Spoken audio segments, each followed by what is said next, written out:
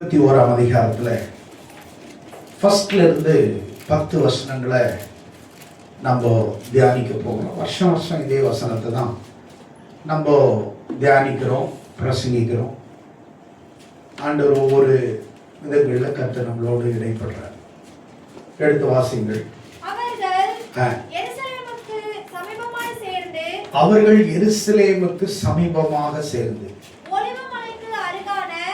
ஒலிவ மலைக்கு அருகான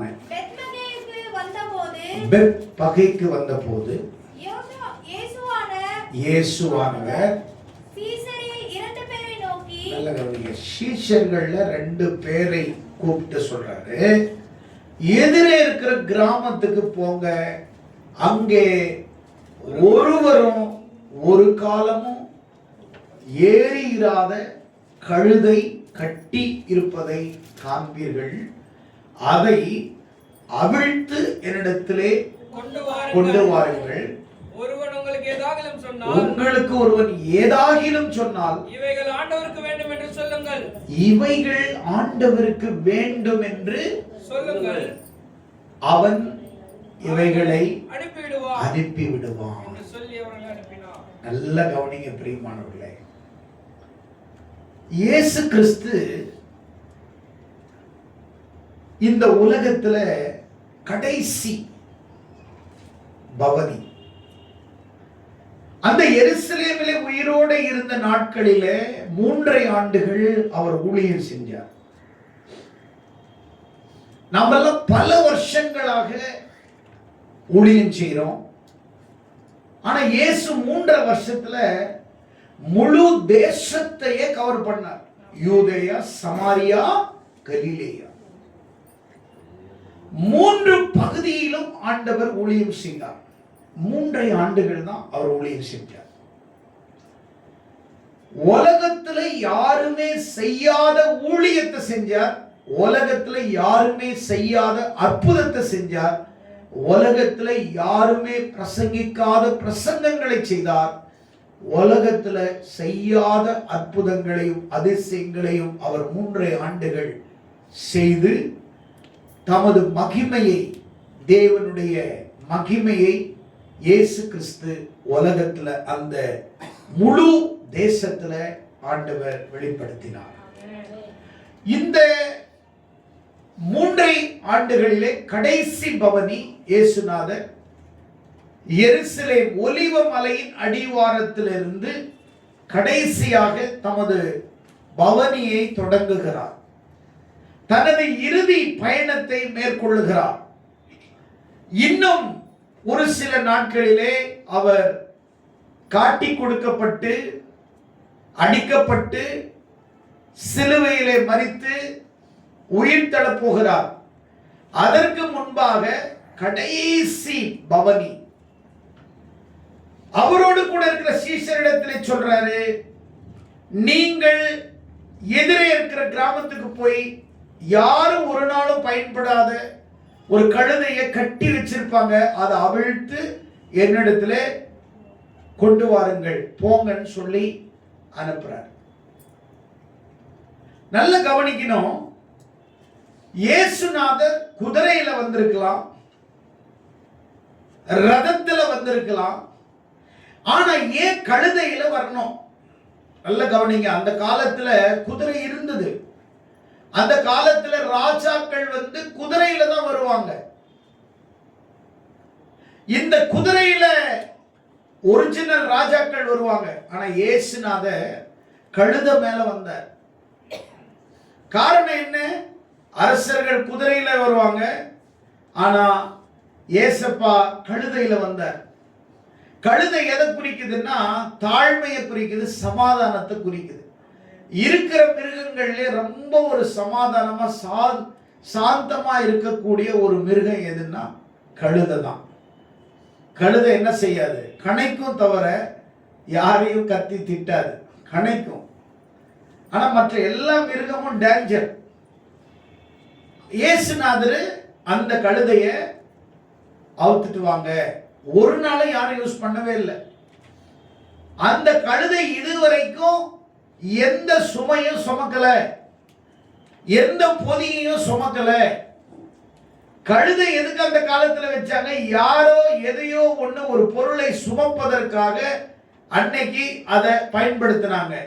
ஒரு பொருளை ஏற்றி கொண்டு செல்வதற்கு, ஒரு பொருளை ஏற்றி கொண்டு செல்வதற்கு கழுதையை பயன்படுத்தினாங்க. ஆனா இந்த கழுதை ஒரு நாளும் யாருமே பயன்படுத்தல. அது இருக்கிற இடத்திலேயே கட்டி போட்டு வச்சு அங்கேயே பில்ல போட்டு அங்கேயே சாப்பிட்டு அந்த கழுதை அங்கதான் இருக்குது. எத்தனையோ கழுதைகள் இருக்குது உலகத்துல. ஆண்டவர் அந்த கழுதையெல்லாம் யூஸ் பண்றதை விட்டுட்டு இந்த கட்டப்பட்ட கழுதை எனக்கு வேணும்னு சொல்லி போ அவங்கள அவிழ்த்துட்டு வாங்க அப்படின்னு 2 பேரை அனுப்புனாங்க. அதே மாதிரி அவங்க போயிட்டு கட்டப்பட்ட கழுதைய அவிழ்த்துட்டு எடுத்துட்டு வந்தாங்க. இன்னைக்கு இயேசுநாதர் அந்த கழுதை வந்த உடனே வாழ்க்கையிலே முதல் ஒன்ன சுமக்குது அப்படின்னா அந்த கழுதை இயேசுநாதரை தான் ஃபர்ஸ்ட் தன் வாழ்க்கையில சுமந்துச்சு. அழுக்கு துணையை சுமக்கிற அல்லது பொருளை சுமக்கிற கழுதை தன்னை படைச்ச ஆண்டவரை சுமக்கிறது எவ்வளவு பெரிய பாக்கியம். தன்னை படைச்ச இறைவனை சுமக்கிறது. எந்த கழுதையும் சுமக்கல, ஆனா அந்த கழுதை ஏசப்பாவை சுமக்கிறதுக்காக தயாரா வந்துச்சு. அந்த கழுதைக்கு எவ்வளவு பெரிய மரியாதை. இயேசுவை சுமந்த பிறகு அந்த கழுதைக்கு மரியாதை இருக்குது. அது கட்டப்பட்ட நிலை. அது யாருமே கண்டுக்கல, அந்த கழுதையை யாருமே யோசிக்கல, அந்த கழுதை யாருமே கவனம் செலுத்தல, கேர் பண்ணல. ஆனா எடுத்துட்டு வந்த உடனே அந்த கழுதையை நிறுத்தின உடனே ஜனங்க அந்த கழுதை மேல விலை உயர்ந்த அந்த அந்த துணியை போடுறாங்க. விலை உயர்ந்த ஆடைகளை அந்த கழுதை மேல போத்துறான். இயேசுவை அதுல ஏத்துறான். அந்த கழுதை மண்ணுல நடந்த கழுதை இப்ப மண்ணு படாத ஒரு நல்ல விரிக்கப்பட்ட துணி. அந்த பாதை முழுவதும் அங்க இருக்கக்கூடிய ஜனங்கள் தங்கள் மேல் இருக்கிற மேலாடைகளை, சால்வைகளை எல்லாம் அந்த பாதையிலே கழுதைக்கு விரிச்சாங்க. இயேசுநாதரை சுமந்த கழுதைக்கு கிடைச்ச ஒரு மரியாதை. அந்த வழியில எல்லாமே தங்கள் மேல் இருந்த சால்வைகளை, ஆடைகளை அந்த இடத்துல விரிக்கிறார். ஒரு சில மரக்கிளைகளை விரிக்கிறார்கள். ஒரு சில கூட்டம் விரிக்கிற கூட்டமா இருக்குது, ஒரு சில கூட்டம் சால்வைய பாதையில விரிக்கிற கூட்டமா இருக்குது, ஒரு சில கூட்டம் கையில குருத்தோலையை ஏந்தி கொண்டு அவரை அந்த கழுதையின் மேல் ஏற்றி எருசலேமை நோக்கி அவருடைய சீஷர்களும் அவரோடு இருக்கக்கூடிய எருசலேம் நகரத்தார்களும் இயேசுவை கூட்டிக் கொண்டே போறாங்க. போகும்போது ஒன்னு சொல்றாங்க, வாசிங்க. முன் நடப்பாரும் பின் நடப்பாரும் திரளான ஜனங்கள் தாவீதின் குமாரனுக்கு ஓசன்னா, கர்த்தரின் நாமத்தினாலே வருகிறவர் ஸ்தோத்திரிக்கப்பட்டவர், உன்னதத்திலே ஓசன்னா என்று ஆர்ப்பரித்தார்கள். இயேசுவை சுமந்த பிறகு அந்த கழுதைக்கு கிடைச்ச மதிப்பு. உலகத்துல நிறைய கழுதை சுத்திக்கிட்டு தான் இருக்குது, நிறைய கழுதைங்க சுத்திக்கிட்டு தான் இருக்குது. அது யாரையும் சுமக்காது, அது பொதியும் சுமக்காது, அது எதையுமே சுமக்காது. அது பாட்டுக்கும் தறி கட்டி சுத்திட்டு இருக்குது நிறைய கழுதைகள். ஆனா இந்த கழுதைக்கு மட்டும் இயேசுவை சுமக்கிற பாக்கியம் கிடைச்சிச்சு. அந்த கழுதைக்கு எப்படி இயேசுவை சுமக்கிற பாக்கியம் கிடைச்சிச்சோ இந்த கழுதைக்கும் ஆண்டவரை சுமக்கக்கூடிய ஒரு பாக்கியத்தை ஆண்டவர் கொடுத்தார். சில நேரங்களில நம்முடைய வாழ்க்கையில தேவன் மகிமைப்படுகிறாரா? என்பதை நாம் உற்று கவனிக்க வேண்டும்.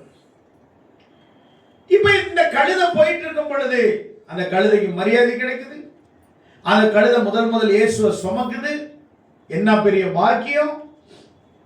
சீஷர்கள் முன்னும் பின்னுமாயிருந்து ஓசன்னா என்று ஆர்ப்பரிக்கிறார்கள். ஓசன்னா அப்படின்னா என்ன அர்த்தம்னு நான் ஒரு சிலவங்க குருத்தோலையை பிடிச்சிட்டு வர்றவங்கள பார்த்து ஒரு நாள் நான் கேட்ட வழியில பாடிக்கிட்டே வந்தாங்க, ஓசன்னா ஓசன்னான்னு. நான் சொன்னேன், ஐயா ஓசன்னான்னா என்ன? ஓசன்னா தான் ஓசன்னா, ஓசன்னான்னா ஓசன்னா. ஒரு சிலவங்க கிட்ட கேட்டேன், கொஞ்சம் கோட் ஷூட்லாம் போட்டு டை போட்டுட்டு போறவங்க கிட்டையும் கேட்டேன், ஒருவேளை அவங்களுக்கு தெரியல. ஓசன்னான்னா என்னன்னு கேட்டா, அதுதான் ஓசன்னா, அதுதான் ஓசன்னா என்றால் எபிரேய மொழியில ஓசீனா அப்படின்னு சொல்லுவாங்க. ஓசீனா, ஓசீனா ஓசன்னா. அதுக்கு என்ன அர்த்தம் அப்படின்னா, கர்த்தாவே எங்களை ரட்சியும், இப்பொழுதே எங்களை ரட்சியும், நாளைக்கல்ல இப்பொழுதே எங்களை ரட்சியும், இப்பொழுதே எங்களை காப்பாற்றும் என்று அர்த்தம். அப்ப இயேசுநாதரை ஏத்திக்கிட்டு இவங்க எதை சொல்லிட்டு போயிட்டு இருக்கிறாங்க? கர்த்தாவே எங்களை காப்பாத்துங்க. எப்போ? இப்போ. நல்லா புரிஞ்சுக்கணும். ஓசன்னா கர்த்தாவே எங்களை காப்பாற்றும். எப்பொழுதுன்னா இப்பொழுது, இப்பொழுது என்னை காப்பாற்று. இவங்க என்ன நினைச்சுக்கிட்டாங்கன்னா, இயேசுநாதர் எருசலேமை நோக்கி முதல் முறையா கழுதையில ஏறி வந்த உடனே ஜனங்க என்ன நினைச்சுக்கிட்டாங்கன்னா, ஆஹா இந்த இயேசுநாதர் நம்மளை காப்பாற்ற வந்த ராஜா அப்படின்னு நினைச்சுக்கிட்டாங்க. இந்த இயேசுநாதர் தான் நம்மளை காப்பாற்ற போகிறார் அப்படின்னு அவங்க சொன்னாங்க. நல்ல கவனிங்க. அவங்க சொன்ன காலகட்டத்திலும் இயேசு கிறிஸ்து பவனி போன காலகட்டத்திலையும் அவங்க ஏன் ஆண்டவரை ஓசன்னா என்று ஆர்ப்பரித்தார்கள்? எதற்காக ஆர்ப்பரித்தார்கள் என்றால், அந்த காலகட்டத்தில் ரோம பேரரசு அந்த யூதர்களை கொடுமையாக கடினமாக ஆட்சி புரிந்தாங்க, ஆளுகை செஞ்சாங்க. நீங்க நல்ல கவனிக்கணும். அப்படின்னா இயேசுநாதர் அந்த வந்தும் போது ஓசனைகளை காப்பாற்றணும் சொன்னதுக்கு காரணம் இருக்குது. அவர்கள் இவர் எங்களை காப்பாற்ற வருகிற ராஜா அப்படின்னு தான் அவங்க எண்ணினாங்களே ஒழிய எங்களை ரட்சிக்கக்கூடிய ரட்சகர் என்று அவரை அவர்கள் எண்ணவில்லை. மாறாக எங்களை காப்பாற்றுகிற ராஜா வந்திருக்கிறார்னு சொன்னாங்க. ஏன்னா அன்றைக்கு யூதர்கள் ரோம பேரரசு கீழாக கடினமாக அவர்கள் ஒடுக்கப்பட்ட சூழ்நிலையில இருந்தாங்க. ஏனென்றால் அன்றைக்கு ஆளுகை செய்த ரோமர்கள் அவங்க நாடு, அவங்க தேசம், அவங்களுடைய கனிம வளங்களை இவங்க ஆண்டுகிட்டு அவங்க மேல பயங்கரமான வரிச்சுமைகளை செலுத்தினார்கள், கடினமான வரிச்சுமைகளை செலுத்தினார்கள். 3 காரியங்களை சுமையை அவர்கள் மேல் சுமத்தினார்கள். ஒன்று, அவர்கள் அரசாங்கத்துக்கு வரி கட்ட வேண்டும். இரண்டாவது, அவர்கள் ஆலயங்களுக்கு வரி கட்ட வேண்டும். மூணாவது, அவர்கள் பயன்படுத்துகிற பொருட்கள், சாலைகள் எல்லாவற்றுக்கும் வரி கட்ட வேண்டும். கடினமான வரி. ஏழை மக்களால் அந்த வரி கட்ட இயலவில்லை. அது மட்டுமல்ல, அந்த காலத்திலே இவர்கள் ஆராதித்த தேவனை விட்டு அவர்கள் அன்றைக்கு ரோம பேரரசு சக்கரவர்த்தி தான் உங்களுக்கு கடவுள், ஆகையால் ரோம சக்கரவர்த்தியை தான் நீங்கள் கடவுளாக நீங்கள் பணிய வேண்டும் என்று கடினமான சட்டங்கள் இருந்தது. அப்படி சக்கரவர்த்தியை அவர்கள் பணியவில்லை, ஆராதிக்கவில்லை, வணங்கவில்லை என்றால் அவர்கள் எல்லோருக்கும் முன்பாக நிறுத்தி கடினமாக அவர்களை கொடுமைப்படுத்தினார்கள், சிலுவையிலே அறைந்தார்கள். அவர்களை எல்லாருக்கும் முன்பாக வைத்து சித்திரவதைப்படுத்தி அவர்களை கொன்றார்கள். பயங்கரமான கடினமான காலமாய் இருந்ததுனால இப்போ இவங்க ஓஹோ இயேசுநாதர் கழுதை மேல வர்றாரு, இவர் தான் நம்முடைய ராஜா, இவர் எங்களை ரட்சித்துருவாருன்னு சொல்றாங்க. காரணம் என்ன? இயேசுநாதர் செஞ்ச அற்புதத்தை இதுவரைக்கும் அந்த நாட்டில் யாரும் செய்யல. குருடர்களை பார்க்க வச்சாரு, செவிடர்களை கேட்க வச்சார், முடவர்களை நடக்க வச்சாரு. 3 ஆண்டுகள் ஏசப்பா முழு தேசத்திலையும் பயங்கரமான அற்புத அடையாளங்களை செஞ்சு முழு தேசத்துக்கும் இப்படிப்பட்ட யோசேப்புக்கும் மரியாளுக்கும் பிறந்த இயேசு, தச்சனுடைய குமாரனாக இயேசு யாரும் செய்யாத அற்புதத்தை செய்யறாரு, யாரும் செய்யாத அதிசயத்தை செய்யறாரு. அதனால இவர் சாதாரண மனிதர் அல்ல, இவர் நம்மளை ரட்சிக்க வந்த ஆண்டவர், இவர் நம்மளை ரட்சிக்க வந்த, நம்மளை மீட்க வந்த, நம்மளை காப்பாற்ற வந்த ராஜா அப்படின்னு நினைச்சு இவங்களை ரட்சகரா ஏற்றுக்கொள்ளவில்லை, மாறாக அரசியல் தலைவனாக அவர்கள் ஏற்றுக்கொண்டார்களே ஒழிய ஆன்மீக தலைவனாக இயேசுவை யாரும் ஏற்றுக்கொள்ளவில்லை. ஆகையால் தான் இவர்கள் இயேசுவை ஓசன்னா என்று ஆர்ப்பரிக்கிறார்கள்.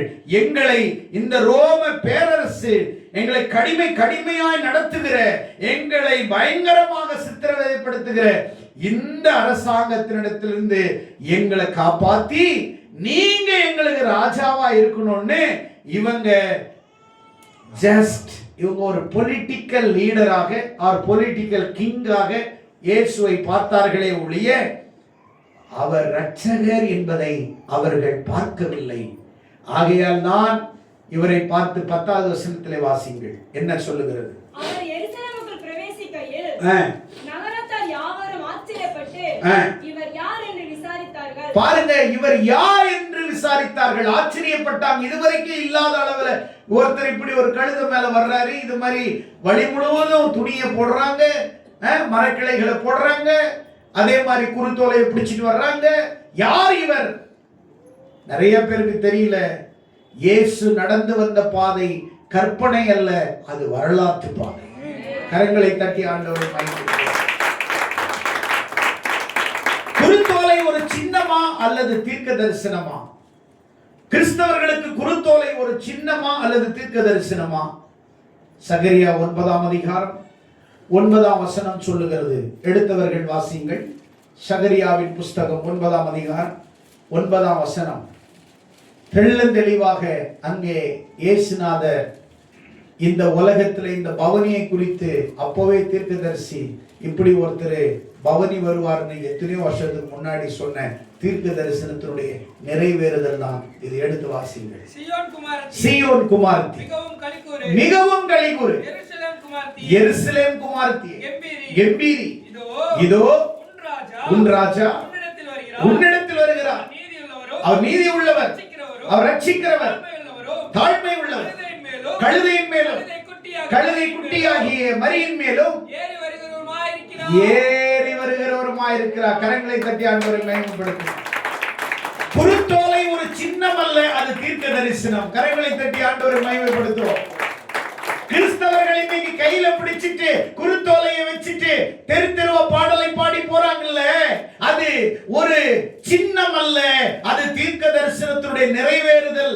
ஏனென்றால் சகரியா 9:9 சொல்றாரு, தீர்க்கதரிசி சொல்றாரு, உங்கள் ராஜா எருசலேமின் குமாரத்தியே, சீயோனின் குமாரத்தியே, நீ மகிழ்ந்திரு, நீ கம்பீரமாயிரு, உன்னை ரட்சிக்க இதோ இயேசு ராஜா கழுதையின் மேல் உன்னிடத்திலே வருகிறார் என்று இயேசு பிறப்பதற்கு பல நூற்றாண்டுகளுக்கு முன்பாகவே, பல வருடங்களுக்கு முன்பாகவே இயேசுவினுடைய இந்த கடைசி பவனியை குறித்து சகரியாவின் புஸ்தகத்திலே தீர்க்கதரிசி தெளிவாய் சொல்லுகிறார். அப்படியானால் குருத்தோலை என்பது சின்னம் அல்ல, குருத்தோலை என்பது சின்னம் அல்ல, அது தீர்க்க தரிசனத்தின் நிறைவேறுதல். அது தீர்க்க தரிசனத்தின் நிறைவேறுதலாய் இருக்கிறது. உன்னை ரட்சிக்க வருகிறார், உன்னை ரட்சிக்கவர். இவங்க நினைச்சுக்கிட்டாங்க இவங்க எங்களை ஆளுகை செய்யற ராஜா தானே வர்றாருன்னு சொல்றாங்க. அப்ப இவர் நமக்கு ராஜாவா வரப்போகிறாரு. அவர் ராஜாவாய் வரவில்லை, உன்னை ரட்சிக்க வந்தார், உன்னை மீட்க வந்தார், உன்னை பாவத்திலிருந்து தூக்கி எடுக்க வந்தார், உன்னை கழுவ வந்தார், உன்னை அவர் ஆசீர்வதிக்க வந்தார். இதுதான் அவருடைய தீர்க்கதரிசனத்தின் நிறைவேறுதலாய் காணப்பட்டது. அப்படியானால் கிளைகளை அசைப்பது அல்ல, உங்கள் வாழ்க்கையை தேவனுக்கு சமர்ப்பிப்பதை தான் தேவன் விரும்புகிறார். குருத்தோலை கையிலே எடுத்து நீங்கள் அசைவதை தேவன் விரும்பவில்லை. மாறாக இந்த நாளிலே குருத்தோலை அசைவதை, உங்கள் கையிலே அசைப்பதை விட்டு உங்கள் வாழ்க்கையை தேவனிடத்திலே சமர்ப்பியுங்கள். அது தேவன் உன்னை அசைத்து உன்னை ஆச்சரியமாய் வைப்பார் என்று உங்களுக்கு சொல்ல விரும்புகிறேன். அப்படியானால் நீங்கள் குருத்தோலை அசைக்கிற விசுவாசிகளா, சிலுவையை சுமக்கிற சீஷனா? அது உங்கள் கையிலே இருக்கிறது. பதில் உங்கள் கையிலே இருக்கிறது. நீங்கள் வெறும் குருத்தோலையை அசைக்கக்கூடிய விசுவாசியா அல்லது சிலுவையை சுமக்கக்கூடிய சீஷனா நீங்கள் இருக்கிறீர்களா? அப்படியானால் இயேசு ராஜாவாய் வரவில்லை, உன்னை ரட்சிக்க வந்தார். உன்னை ரட்சிக்க வந்தார். மக்கள் குருத்தோலைகளை கையிலே அசைத்தார்கள், ஆடைகளை விரித்தார்கள், வழிகளிலே ராஜாவாய் ஏற்றுக்கொண்டார்கள். ஆனால் அவரை இரட்சகராக யாரும் ஏற்றுக்கொள்ளவில்லை. அப்படியானால் இது உண்மையான ஆராதனை போல தோன்றியது. ஆனால் ஆழம் இல்லாததினாலே, உணர்ச்சியினாலே அந்த ஆராதனை நிறைவேறவில்லை. இவங்க ஞாயிற்றுக்கிழமை ஆண்டவரை ஆராதிக்கிறாங்க, ஆண்டவரை துதிக்கிறாங்க, மகிமைப்படுத்துறாங்க.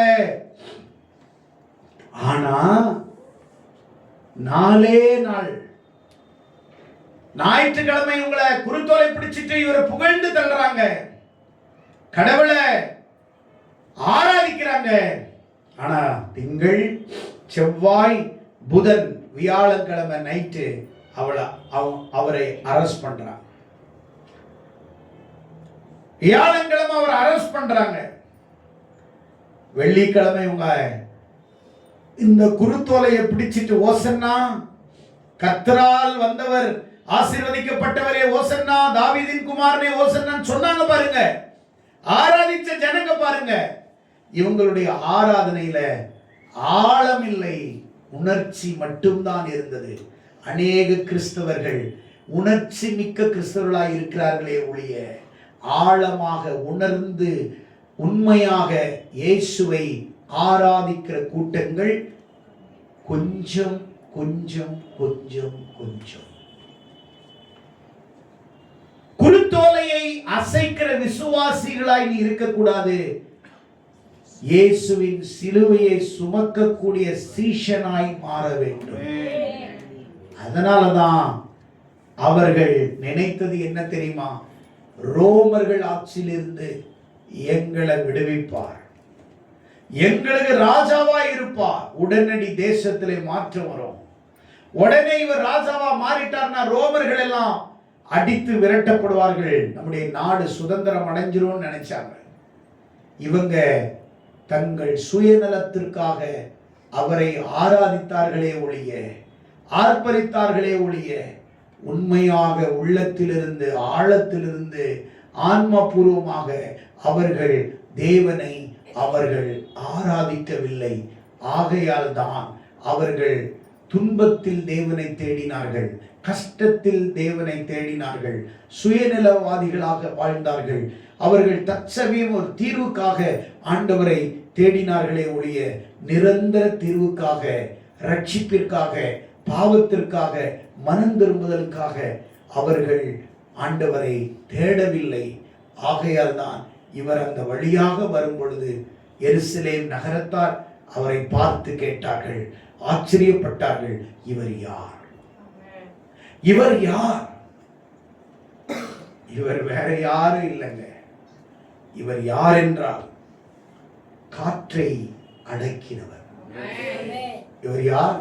காற்றை அடக்கினவர், மரணத்தை ஜெயித்தவர். இவர் யாரு? பாவத்தை மன்னித்தவர். இவர் யாருங்க? இவர் பாவத்தை மன்னித்தவர், மரணத்தை ஜெயித்தவர், காற்றை அடக்கினவர். இயற்கை இவருக்கு கீழ்ப்படிந்தது. மரித்த லாசரு உயிர்த்தெழுக்கப்பட்டான். மரணத்தை ஜெயிக்கக்கூடிய வல்லமை உடையவர். பாவத்தை மன்னித்த, விபச்சாரத்திலே கையுங்களமாய் பிடிக்கப்பட்ட அந்த பெண்ணின் பாவத்தை மன்னித்தார். அப்படியானால் இவர் உலக பிரகாரமான பொலிட்டிக்கல் ராஜா அல்ல, ஆன்மீகத்தின் நம்முடைய இருதயத்தை ரட்சித்த, பாவத்தை கழுவின, நம்மை உயிர்ப்பித்த, நம்மை ஆசீர்வதித்த நமது இருதயத்தின் இரட்சகர், சேவியர் என்பதை நாம் முதலாவது உணர வேண்டும். நாம் எதை உணர வேண்டும்? முதலாவது அதை நம்முடைய இருதயத்தை ரட்சிக்க வந்த இரட்சகர் என்பதை நாம் உணர வேண்டும். இவர் யார்? 1.5 வருஷத்துல கடல் காற்று இவர் கீழ்ப்படிந்தது. அமைதலாயிரு என்று சொன்னார், அது அமைதலாயிற்று. இவர் யாரோ? இவர் எப்படிப்பட்டவரோ? காற்றும் கடலும் இவருக்கு கீழ்ப்படியும். இவர் யார்? இவர் பொலிட்டிக்கல் ராஜா அல்ல. இயேசுவை சிலுவையிலே அறைவதற்காக கெத்செமனே தோட்டத்தில் பிடிக்கும் போது பேதுரு தன் இடுப்பில் வச்சிருந்த கத்தி எடுத்து மல்கூசுடைய காதை வெட்டிட்டார். ஆண்டவர் சொன்னார், என்ன ஆவி உனக்கு? நான் கூப்பிட்டா பல லட்சம் தேவதூதர்கள் இறங்குவாங்க, என்ன ஆவி இது? கீழே கடந்த அந்த காதை எடுத்து மறுபடியும் வச்சாரு. பழைய காது மாதிரி, தையல் போடாம பழைய காது மாதிரியே மாறி, தன்னை பிடிக்க வந்தவருடைய காதை கூட அழகாக ஒட்டி அடையாளம் தெரியாம அற்புதம் செய்தவர் நம்முடைய ஆண்டவர். ஆமென். மல்கூஸ் நினைச்சிருப்பான், எவ்வளவு நல்லவர். அவர் யுத்தம் செய்ய வரவில்லை, பாவிகளை ரட்சிக்க வந்தார். பாவத்தை ரட்சிக்க வந்த ரட்சகர். உனக்கு ராஜாவா நான் வரல, உன்னை ரட்சிக்க வந்தேன். இவங்க உலக பிரகாரமான ராஜாவா நினைச்சாங்க, ஆனா இவங்க இருதயத்துக்கு ராஜாவாக ஏற்றுக்கொள்ளவில்லை. இவர் யார்? இவர் யார்? நான் விழுந்த போது என்னை எழுப்பினவர். கரங்களை தட்டுவோம். நான் விழுந்த போது என்னை எழுப்பினவர், நான் அழுத போது என்னை அணைத்தவர், நான் தொலைந்த போது என்னை தேடினவர். ஆமென். நான் விழுந்த போது என்னை எழுப்பினவர், நான் அழுத போது என்னை அணைத்தவர், நான் தொலைந்த போது என்னை தேடினவர். ஹல்லேலூயா, ஹல்லேலூயா. நான் விழுந்து கிடந்தேன் பாவத்தில், அவர் வந்து என்னை பாவத்திலிருந்து தூக்கி நிறுத்தினார். ஹல்லேலூயா. அவர் வரவில்லை என்றால் நான் எந்த பாவத்தில் இருந்தேனோ, நான் எந்த பாவத்தில் சிக்கி இருந்தேனோ அதிலே தான் இன்றைக்கு வரைக்கும் நான் விழுந்து கடந்திருக்க வேண்டும். ஆனால் விழுந்த என்னை, பாவத்தில் விழுந்த என்னை கையை பிடித்து தூக்கி எடுத்து நிமிர்த்தி நடத்தி நம்மளை நடக்க வைக்கிறார். நான் அழுத போது என்னை அழாதே என்று சொல்லி என்னை அணைத்தார். ஹல்லேலூயா. மார்த்தாள் மரியாள் அழுகுறாங்க. ஏமா அழுகுறீங்க? நீ நேசிக்கிற உன் சகோதரன் லாசரு மரிச்சிட்டாரு, அழாதே. அழாதே என்று சொல்லாமல் அவரும் அழுதார், இயேசுவும் அழுதார். எவ்வளவு லாசருவை நேசிச்சிருப்பார்.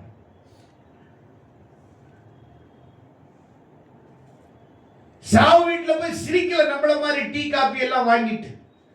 இப்ப இருக்கிற சாவெல்லாம் மாறிடுச்சு. ஒரு காலத்துல எல்லாம் சாவுக்கு போனா பச்சை தண்ணி குடிக்க மாட்டாங்க, அழுது அழுது அழுது அழுது அழுது அந்த புதைக்கிற வரைக்கும் பணத்தை அழுது அழுது பச்சை தண்ணி குடிக்க மாட்டாங்க. இப்பெல்லாம் சாவுக்கே கல்யாணத்துக்கு போற மாதிரி ட்ரெஸ் பண்ணிட்டு போறாங்க. அங்க போயிட்டு சும்மா மாலை போட்டு காஃபி டீ இல்லை இங்க கொடுக்குறாங்களான்றாங்க, அங்க போய் உட்காந்துக்கிறாங்க கும்பல் கும்பலா. இப்பெல்லாம் மாறிடுச்சு. ஆனா இயேசுநாதர் அங்க போய் சிரிக்கல, அவர்களோடு இயேசு கண்ணீர் விட்டார். ஜனங்க சொன்னாங்க, எவ்வளவு நேச்சிருக்கிறார் பாருங்க லாசருவை, அழாதே என்று சொன்னார். மரணத்தை ஜெயித்தார். நான் தொலைந்த போது என்னை தேடி வந்தார். நான் உலகத்துல தொலைஞ்சு போயிருந்தேன், என்னை தேடி வந்தார், என்னை நாடி வந்தார், என்னை ரட்சிக்க வந்தார். ஆமென், ஹல்லேலூயா. அதனாலதான் இவர் யார்? இவர் யார்? காற்றை அடக்கினவர். இவர் யார்? மரணத்தை செய்தவர். இவர் யார்? பாவத்தை மன்னிக்கிறவர். இவர் யார்? விழுந்தவனை எழுப்புகிறவர். இவர் யார்? அழுகிறவனை அணைக்கிறவர். இவர் யார்? தொலைந்தவனை தேடுகிறவர். இவர் யார்? என் ராஜா. இவர் யார்? என் ராஜா. இவர் யார்? என் தேவன். இவர் யார்? என் ரட்சகர். ஹல்லேலூயா. குருத்தோலை உணர்ச்சியை குறிக்கிறது, சிலுவை தீர்மானத்தை குறிக்கிறது. குருத்தோலை கையில எடுத்துட்டு உணர்ச்சி வசப்பட்டு பாட்டு பாடுறதை விட்டுட்டு சிலுவையை சுமந்து கொண்டு இந்த உலகத்துல இயேசுக்கு வந்த பாடுகள், அவர் சொன்னார், சீயோன் குமாரத்தியே நீங்கள் அழாதீர்கள். எருசலேமின் குமாரத்தி, சீயோன் என்றால் எருசலேமே என்ற அர்த்தம். கடைசியாக எருசலேமை பார்த்து அவர் கண்ணீர் வடித்தார். இவங்க எல்லாரும் இவரை பாட்டு பாடி ஓசன்னா என்று கூட்டிட்டு போறாங்க, ஆனா இவர் மட்டும் எருசலேமை பார்த்து கண்ணீர் வடித்தார். இவங்க எல்லாம் உற்சாகமா இருந்தாங்க, ஆனால் அவர் அழுது கொண்டிருந்தார். ஐயோ, கடைசியாக இந்த எருசலேமை நான் பார்த்து கடந்து போகிறேனே, எருசலேமை பார்க்கிறேனே, ஆத்துமா இன்னும் ரட்சிக்கப்படாமல் இருக்கிறது என்று அவர் எருசலேமை பார்த்து கண்ணீர் வடித்தார். எருசலேமின் மக்களை பார்த்து கண்ணீர் வடித்தார். இவருடைய ரட்சிப்பு எப்பொழுது வரும் என்று கண்ணீர் வடித்தார். குருத்தோலை உணர்ச்சியை குறிக்கிறது, சிலுவை தீர்மானத்தை குறிக்கிறது. உணர்ச்சியில் வருகிறவன் தீர்மானத்தில் தோற்று விடுகிறான். உணர்ச்சியில் வருகிறவன் தீர்மானத்தில் தோற்று விடுகிறான்.